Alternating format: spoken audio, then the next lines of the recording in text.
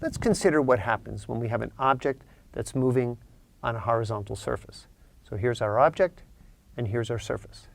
Now we want to look at a special case where we're applying a force F to the object, and the object is moving at a constant speed. Then what we see here is that there has to be some type of force that's opposing this object, the interaction between the object and the surface, that's distributed over the surface.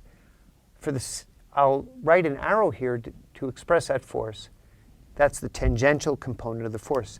The object is also pressing down on the surface is pressing up on the object, and so there's another perpendicular force to the surface, which is referred to as the normal force.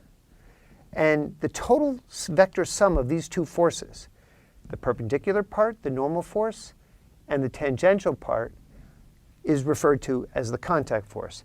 This is what we'll call kinetic friction. Now, when the object is moving at a constant speed, we know that from experiment that the kinetic friction, the magnitude, is proportional to the magnitude of the normal force, and the constant of proportionality is called the coefficient of kinetic friction.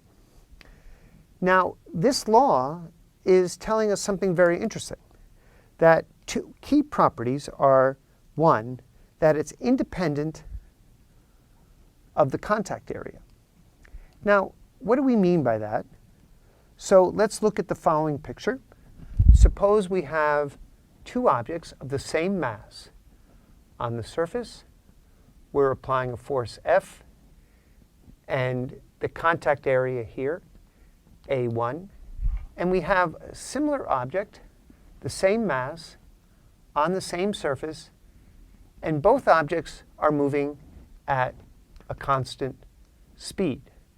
Now, these objects have different areas of contact, A1 and A2, but the force necessary to move the object at the constant speed is the same.